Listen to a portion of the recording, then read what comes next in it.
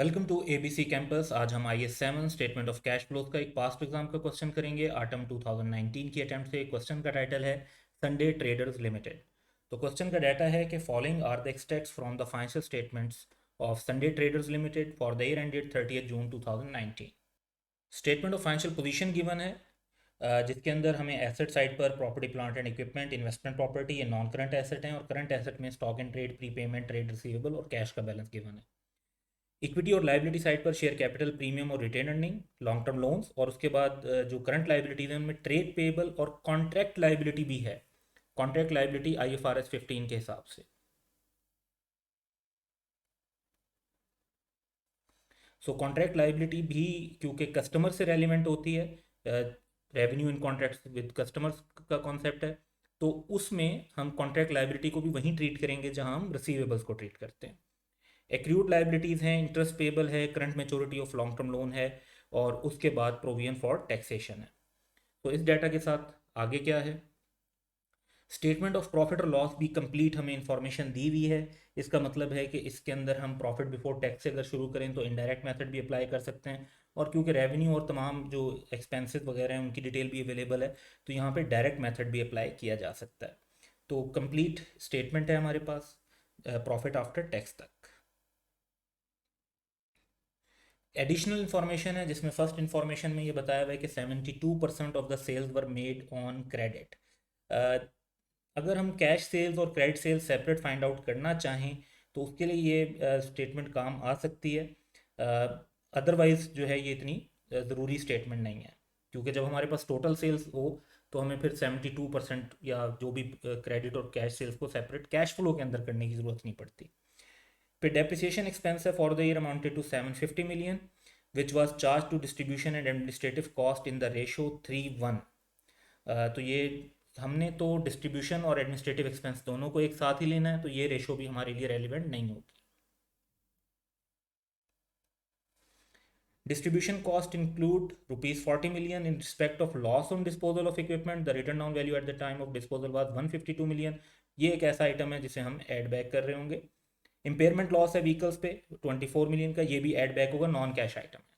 फिर loan instalment including interest 1984 million की but paid during the year, तो हम इसमें से प्रिंसिपल अमाउंट और इंटरेस्ट को सेपरेट कर सकते हैं, इंटरेस्ट को जब हम कैलकुलेट कर लेंगे।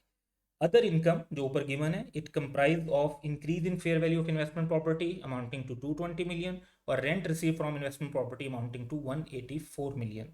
तो अगर हम अदर इनकम को इंक्लूड कर रहे होंगे तो फिर ये आइटम्स जो है रिवर्स एडजस्टमेंट में आ जाएंगे। During the year STL issued right share at premium, इसका मतलब है कि शेयर इशू के लिए भी देखना है। और रिक्वायरमेंट है कि STL statement of cash flow बनाई जाए for the year ended 30 June 2019 using direct method, जो कि थोड़ा अनयूजुअल है। ज़्यादातर क्वेश्चन में हम देखते हैं कि जो डाटा होता है और रिक्वायरमेंट होती है वो इनडायरेक्ट मेथड की होती है, इसमें डायरेक्ट मेथड की रिक्वायरमेंट है। तो बाकी सारा क्वेश्चन जो है वो टिपिकल है, थोड़ा सा एक्स्ट्रा डाटा है, और 19 मार्क्स का मतलब है थोड़ा सा बड़ा क्वेश्चन है। तो इस क्वेश्चन के सोल्यूशन की तरफ चलते हैं।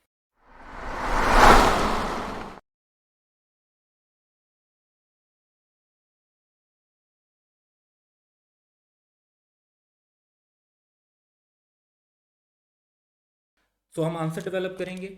सबसे पहले एंटिटी का नाम Sunday Traders limited, statement of cash flows बना रहे हैं हम for the year ended 30 June 2019। तो हमारा पहला स्टेप होगा cash flow from operating activities को बनाने का, और उसके अंदर हम कैश जनरेटेड फ्रॉम ऑपरेशन से स्टार्ट करेंगे। इसके लिए हम नोट की तरफ चलते हैं, और हमने जो स्टेटमेंट ऑफ कैश फ्लो बनानी है क्योंकि वो डायरेक्ट मेथड से बनानी है, तो नोट हमारा जो है वो डिफरेंट होगा कि हम cash generated from operation direct method से बना रहे हैं।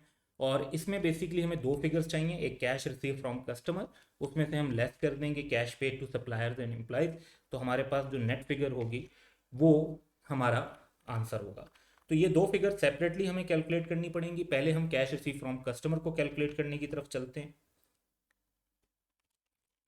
तो इसमें सबसे पहली फिगर जो है वो हमें रेवेन्यू की चाहिए, क्योंकि कस्टमर से रेलिवेंट आइटम जो है वो है रेवेन्यू।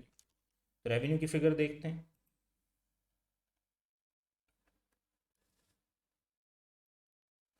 29700।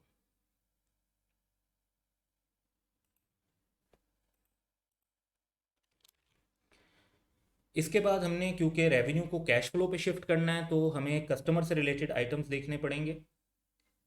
तो एक हमारे पास अमाउंट है रिसीवेबल्स की और एक है कॉन्ट्रैक्ट लायबिलिटी की। इन दो आइटम्स का ताल्लुक जो है वो रेवेन्यू से है, कस्टमर से है। तो इनका इंक्रीज और डिक्रीज जब हम इनकॉर्पोरेट करेंगे, दोनों में ही इंक्रीज हो रहा है बेसिकली, रिसीवेबल्स में भी और कॉन्ट्रैक्ट लायबिलिटी में भी। तो हमारे पास कैश रिसीव फ्रॉम कस्टमर आ जाएगा। बेसिकली जो रिसीवेबल्स हैं वो वो पैसे हैं जो अभी हमने कस्टमर से लेने हैं, और कॉन्ट्रैक्ट लायबिलिटी वो अमाउंट है जो हम कस्टमर से एडवांस में पैसे रिसीव कर चुके हैं। So increase in receivable record करेंगे, 3600 से 3800 हो गए हैं, तो 200 का इंक्रीज है, तो आउटफ्लो रिकॉर्ड हो जाएगा। और इंक्रीज इन कॉन्ट्रैक्ट लायबिलिटी को रिकॉर्ड करेंगे, जो 40 से 250 की हो गई है, तो 210 का इनफ्लो रिकॉर्ड होगा। बेस्ड ऑन दिस हमारे पास टोटल आ जाता है 29710। ये हम अब ऊपर जो है अपनी मेन नोट के अंदर मेंशन कर देंगे। इसके बाद हमें cash paid to supplier and employees को कैलकुलेट करना है। इसके लिए हम एक और सब नोट डेवलप कर लेते हैं। इसमें हमें रेवेन्यू का आइटम तो हमने ले लिया है, बाकी आइटम्स हम लेंगे जो प्रॉफिट और लॉस में गिवन है, तो उनकी तरफ चलते हैं। तो प्रॉफिट बिफोर टैक्स तक सेल्स को हम ले चुके हैं। बाकी आइटम है कॉस्ट ऑफ सेल्स 15750 की, डिस्ट्रीब्यूशन कॉस्ट 6185 की, एडमिनिस्ट्रेटिव कॉस्ट 2302 की, अदर इनकम 404 की, और इंटरेस्ट एक्सपेंस 1210 का। अब इसमें शॉर्टकट्स भी यूज़ किए जा सकते हैं, लाइक आप कहें कि जी अदर इनकम ने आगे जाकर जो एडजस्टमेंट है उसकी बेस पर फुली एडजस्ट हो जाना है तो हम ना शामिल करें, या इंटरेस्ट एक्सपेंस को हम बाद में भी तो ऐड बैक करते हैं तो अभी से शामिल ना करें। लेकिन हम एक ऐसी टेक्निक के थ्रू क्वेश्चन सॉल्व करते हैं जिससे फिर हर क्वेश्चन आप सॉल्व कर सकें जिसमें डाटा डिफरेंट भी हो। तो थोड़ा सा लॉन्ग वे जाएंगे, स्लाइटली 1 मिनट मोर, बट ये कि हम एक ऐसा कंसिस्टेंट वे ऑफ सोल्यूशन को डेवलप कर रहे होंगे। तो ये हमारे पास जो है 5 आइटम्स हैं जो हमने यहाँ पर नोट किए सेल्स के बाद जो प्रॉफिट बिफोर टैक्स तक आ रहे हैं। तो सबसे पहले cost of sales 15750, then distribution cost 6185, then administrative expenses 2302, then other income ये पॉजिटिव में लेंगे 404, और फिर फाइनेंस कॉस्ट 1210। ये सारी फिगर्स लेने के बाद जो हम टिपिकली इनडायरेक्ट मेथड में सारा काम करते हैं वही काम करेंगे हम, और एडजस्टमेंट्स को इनकॉर्पोरेट करेंगे। तो एडजस्टमेंट्स के अंदर सबसे पहले जो हमें एडजस्टमेंट्स लेनी है वो नॉन कैश आइटम्स की लेनी है, जिसमें से एक बड़ी कॉमन एडजस्टमेंट ऑब्वियसली होती है डेप्रिसिएशन की।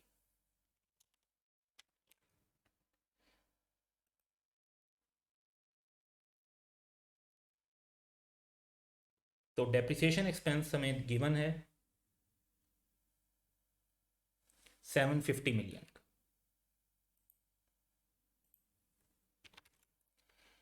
इसके बाद क्वेश्चन में डिस्ट्रीब्यूशन कॉस्ट के अंदर बताया हुआ है कि लॉस ऑन डिस्पोजल शामिल है,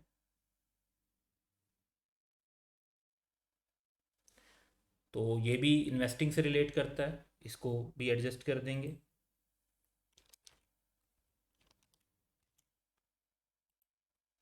इसके बाद इम्पेयरमेंट लॉस बताया हुआ है 24 मिलियन का, ये भी नॉन कैश आइटम है तो ये भी ऐड बैक हो जाएगा।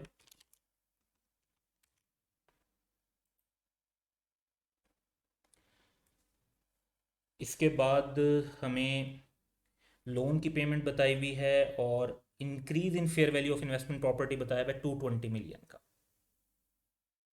ये भी बेसिकली नॉन कैश इनकम है, तो इसको लेस बैक कर देंगे, क्योंकि एंट्री क्या होती है जब इन्वेस्टमेंट प्रॉपर्टी की फेयर वैल्यू बढ़ने का गेन रिकॉर्ड करते हैं, इन्वेस्टमेंट प्रॉपर्टी डेबिट, प्रॉफिट और लॉस क्रेडिट। तो प्रॉफिट और लॉस में फिगर जाती है, कैश फ्लो नहीं हुआ होता, तो ये नॉन कैश आइटम है, इसको भी लेस बैक कर देंगे।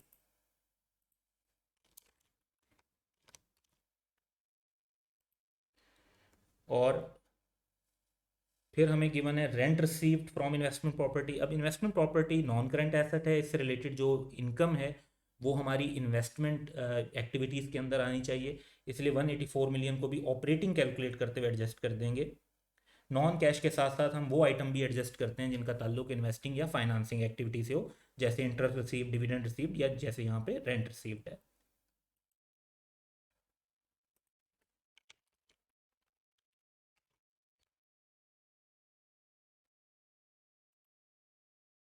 इसके बाद शेयर इशू दिए हुए हैं, तो फिर अब हम इंटरेस्ट एक्सपेंस को भी एडजस्ट कर देते हैं।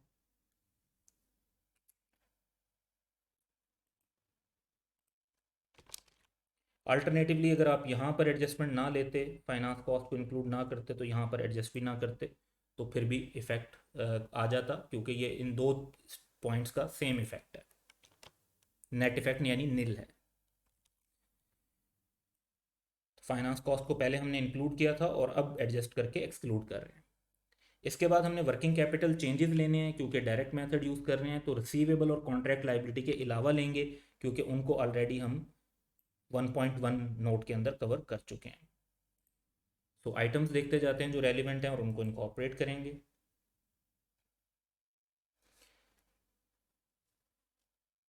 सो हमारे पास जो रेलिवेंट आइटम हैं उसमें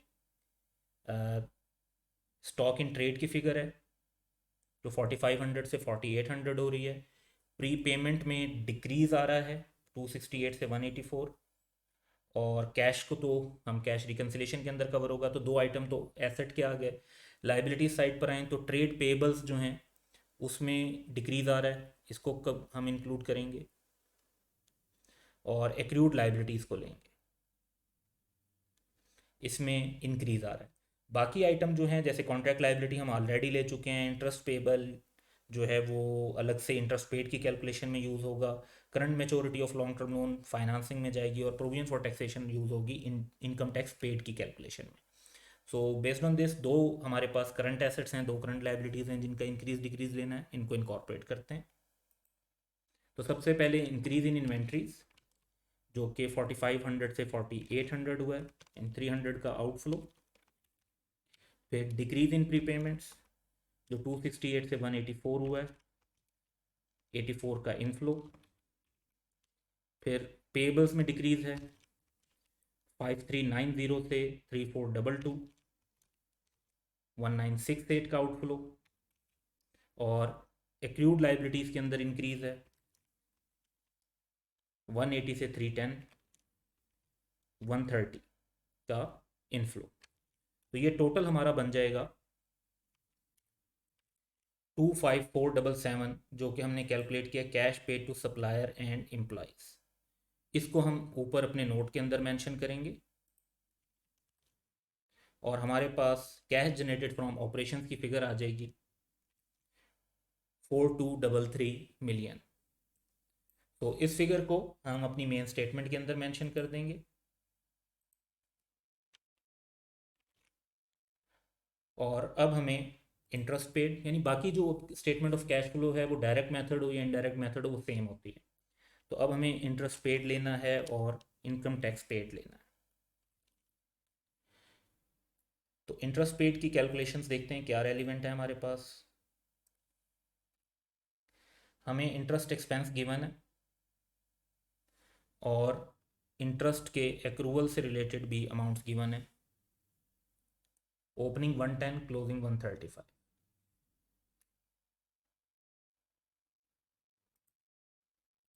सो expense plus opening accrual minus closing accrual, हमारे पास इंटरेस्ट पेड की अमाउंट आ जाएगी 1185। इसी तरह इनकम टैक्स की कैलकुलेशन भी कर लेते हैं। टैक्स एक्सपेंस 1150 का गिवन है और प्रोविजन फॉर टैक्स भी गिवन है। ओपनिंग 230, क्लोजिंग 440, यानी ये टैक्स का टैक्स पेबल की अमाउंट है, टैक्स का एक्रूवल है। तो सेम अप्रोच फॉलो करेंगे, expense plus opening accrual minus closing accrual. तो 940 का इनकम टैक्स पेड आ जाता है, जिससे हमारी ऑपरेटिंग एक्टिविटीज़ कैलकुलेट हो जाएंगी। 2108 हमें नेट कैश आया है फ्रॉम ऑपरेटिंग एक्टिविटीज़। नेक्स्ट हमें cash flow from investing activities follow करने हैं, जिसके लिए हम फोकस करेंगे अब नॉन करंट एसेट्स पे। तो नॉन करंट एसेट्स में we can see there are two assets, property plant equipment and investment property. पहला फोकस हम प्रॉपर्टी प्लांट इक्विपमेंट पे करते हैं। तो ओपनिंग और क्लोजिंग बैलेंस को लेकर टी अकाउंट बना लेंगे। There would be depreciation, disposal, impairment भी है इस क्वेश्चन के अंदर, तो इन सबको इनकॉर्पोरेट करेंगे।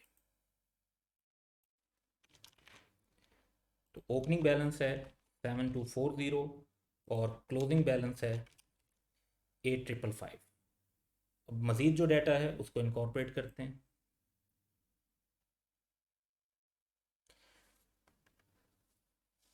तो डेप्रिसिएशन 750 की, बुक वैल्यू जो है डिस्पोजल के एसेट की वो 152 मिलियन है और इम्पेयरमेंट 24 मिलियन।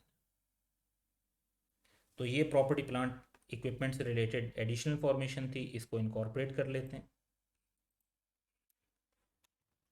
डेप्रिसिएशन 750, डिस्पोजल की बुक वैल्यू 152 और इम्पेयरमेंट 24। बेस्ड ऑन दिस हम टोटल कर लेते हैं 9481 9481। तो बैलेंसिंग फिगर के तौर पर हमें कैश में जो एडिशन हुए हैं वो पता चल जाते हैं 2241 के। इनको हम अपनी इन्वेस्टिंग एक्टिविटीज़ के अंदर मेंशन कर देंगे। इसके बाद प्रॉपर्टी प्लांट इक्विपमेंट का जो डिस्पोजल है उसको भी इनकॉर्पोरेट करना चाहिए। तो यहाँ पे बताया हुआ है कि 152 उसकी बुक वैल्यू थी और 40 मिलियन का उस पर लॉस हुआ है। तो इसका मतलब है 152 से 40 कम मिले हमें। इसको कैश फ्लो में रिकॉर्ड करते हैं। 152 माइनस 40 का लॉस, यानी जो रिसीव हुई अमाउंट दैट इज़ 112, ये इनफ्लो रिकॉर्ड हो जाएगा। तो प्रॉपर्टी प्लांट इक्विपमेंट के बाद हमारा फोकस होगा अब इन्वेस्टमेंट प्रॉपर्टी पर। इसका ओपनिंग और क्लोजिंग बैलेंस गिवन है 1120 एंड 1800। तो टी अकाउंट बना लेते हैं। Opening balance 1120, closing balance 1800। तो हमें फेयर वैल्यू का गेन भी गिवन है क्वेश्चन के अंदर।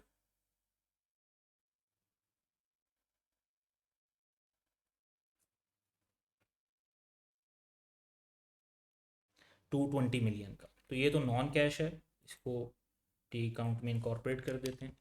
इसकी एंट्री तो बेसिकली हुई होगी कि इन्वेस्टमेंट प्रॉपर्टी डेबिट होगी और गेन प्रॉफिट और लॉस में जाएगा। तो टोटल कर लेते हैं, क्रेडिट साइड ज़्यादा है तो वी कैन फाइंड आउट के जो बैलेंसिंग फिगर के तौर पे हमारे पास जो कैश में एडिशन हैं वो पता चल जाएंगे 460। इसको हम अपनी मेन स्टेटमेंट के अंदर मेंशन कर देंगे, परचेज ऑफ इन्वेस्टमेंट प्रॉपर्टी 460 का आउटफ्लो। इसके अलावा इन्वेस्टमेंट प्रॉपर्टी से रिलेटेड हमें रेंट रिसीव भी बताया हुआ है और रेंट का कोई अक्रूवल या अनअर्न्ड अमाउंट नहीं है। तो इसका मतलब है कि जो अमाउंट रिसीव थी वही इनकम बनी है और वही रिसीव्ड है। तो 184 को हम डायरेक्ट मेंशन कर सकते हैं अपनी स्टेटमेंट ऑफ कैश फ्लो में। ये इनफ्लो होगा जो रेंट रिसीव हुआ है। टोटल कर लेते हैं इन्वेस्टिंग एक्टिविटीज़ का, क्योंकि इसके अलावा तो नॉन करंट एसेट्स नहीं है। प्रॉपर्टी प्लांट इक्विपमेंट और इन्वेस्टमेंट प्रॉपर्टी हमने दोनों को कंसीडर कर लिया है। 2405 का नेट कैश यूज हुआ है इन्वेस्टिंग एक्टिविटीज़ के अंदर। इसके बाद हमें cash flow from financing activities को कैलकुलेट करना है, जिसमें हम इक्विटी और बोरिंग पर फोकस करेंगे।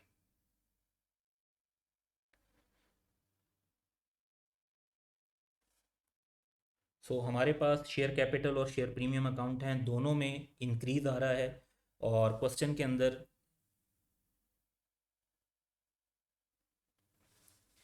ये भी बताया हुआ है कि during the year share issue किए थे जो प्रीमियम पे हुए थे और राइट शेयर्स हैं, बोनस शेयर नहीं है, राइट शेयर्स हैं। मतलब कैश फ्लो इसकी वजह से राइज होगा। तो जो ऊपर बैलेंसेज हैं हमारे पास उनको यूज़ करते हुए देखते हैं कि कितना इंक्रीज हो रहा है। तो शेयर कैपिटल और शेयर प्रीमियम का अकाउंट कंबाइन बना लेना चाहिए, इससे टाइम बचता है। शेयर कैपिटल का ओपनिंग बैलेंस 3450, शेयर प्रीमियम का opening balance 1240। Similarly share capital का क्लोजिंग बैलेंस 4650 और शेयर प्रीमियम का क्लोजिंग बैलेंस 1600। तो क्लोजिंग जो टोटल बन रहा है वो हमारे पास 6250 बन रहा है, जबकि ओपनिंग का टोटल इतना नहीं बन रहा। लेकिन सेम टोटल लिखेंगे और एज अ बैलेंसिंग फिगर हमारे पास वो कैश आ जाएगा जो राइट इशू की वजह से राइज हुआ है, दैट इज़ 1560। इसे हम अपनी स्टेटमेंट ऑफ कैश फ्लो के अंदर मेंशन कर देंगे। नेक्स्ट हमें देखना है कि डिविडेंड पेमेंट हुई होगी प्रोबेबली, तो उसको चेक करने के लिए रिटेन अर्निंग का डाटा लेंगे। अच्छा, अब रिटेन अर्निंग का डाटा यहाँ पे आप देख रहे हैं नेगेटिव फिगर है। इट मीन्स कि ओपनिंग बैलेंस डेबिट था, तो इसका ब्रॉड डाउन जो है वो डेबिट साइड पर आएगा, और जो क्लोजिंग बैलेंस है वो नॉर्मल है, वो नेगेटिव में नहीं है, तो उसका कैरी डाउन भी डेबिट साइड पर आएगा। यानी एक्चुअली बैलेंस क्रेडिट है लेकिन कैरी डाउन जो है वो डेबिट साइड पर शो हो रहा होगा, लेफ्ट साइड पर शो हो रहा होगा। तो ये ओपनिंग और क्लोजिंग बैलेंसेज हम इनकॉर्पोरेट करते हैं। तो टी अकाउंट बना लेते हैं रिटेन अर्निंग का।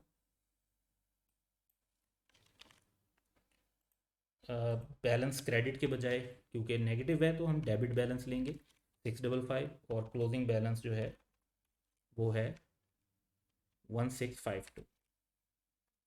अब रिटेन अर्निंग के अकाउंट में प्रॉफिट आफ्टर टैक्स ऐड होता है, तो क्वेश्चन में हमें प्रॉफिट आफ्टर टैक्स दिया हुआ है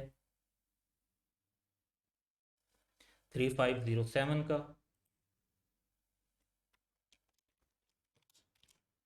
इसको भी रिकॉर्ड कर लेते हैं। तो क्रेडिट साइड ज़्यादा है, सेम अमाउंट डेबिट साइड पर भी लिख लेते हैं। तो एज अ बैलेंसिंग फिगर हमें वो अमाउंट पता चलेगी जो हमने डिविडेंड के तौर पर पे की, यानी 1200। इसको हम अपनी स्टेटमेंट ऑफ कैश फ्लो में मेंशन कर देंगे। आउटफ्लो हुआ है 1200 का डिविडेंड के लिए। तो इक्विटी के बाद अब हमें बोरिंग्स को देखना चाहिए। तो बोरिंग्स के बारे में एक पॉइंट तो क्वेश्चन में यहाँ बताया हुआ है कि loan installments including interest of 1984 million were paid during the year. तो इंटरेस्ट भी इसमें शामिल है और टोटल अमाउंट 1984 की है। अच्छा, इंटरेस्ट जो हमने पे किया वो हम ऑलरेडी कैलकुलेट कर चुके हैं, ये यहाँ पर ऑपरेटिंग एक्टिविटीज़ के अंदर वो 1185 का है। तो इंटरेस्ट निकाल दें 1984 में से, तो बाकी अमाउंट आपको पता चल जाएगी कि रीपेमेंट ऑफ लोन कितनी हुई है, तो वो रिकॉर्ड कर सकते हैं हम। तो 1984 की टोटल पेमेंट, उसमें से इंटरेस्ट एक्सक्लूड कर देंगे, तो 799 का आउटफ्लो होगा जो रीपेमेंट ऑफ लोन की वजह से होगा। अब लोन का डाटा मज़ीद देखेंगे तो हमारे पास लॉन्ग टर्म लोन्स गिवन है जो स्लाइटली कम हो रहे हैं, और करंट मेचोरिटी भी गिवन है जो इंक्रीज़ हो रही है। तो इनका कंबाइन अकाउंट बना लेंगे। कोई भी ऐसी चीज़ जो करंट और नॉन करंट के अंदर डिस्टिंग्विश की जाती है, कंबाइन अकाउंट उसका बड़े इजीली बनाया जा सकता है कैश फ्लो के पर्पज़ के लिए।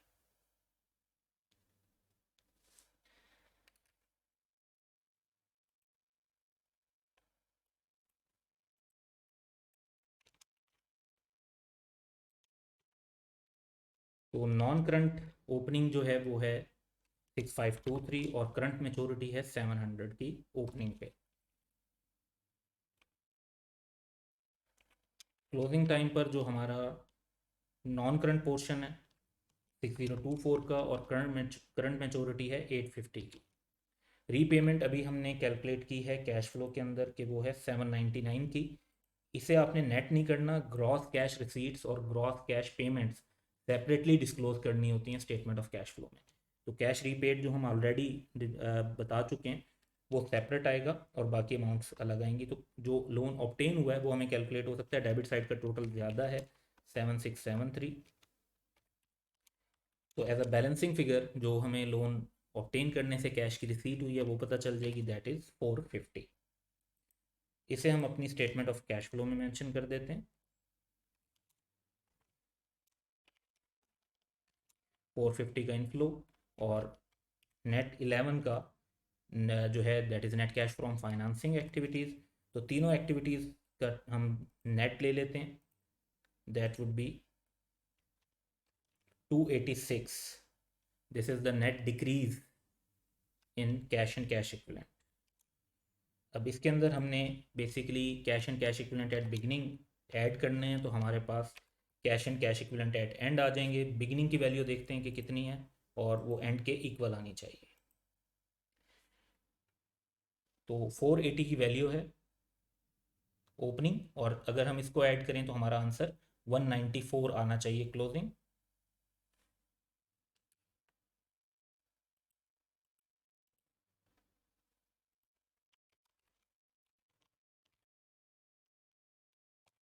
तो आंसर 194 ही आ रहा है। इसका मतलब है हमारी स्टेटमेंट ऑफ कैश फ्लो जो है वो अरिथमेटिकली भी करेक्ट है। तो that's all for today. Have a good day.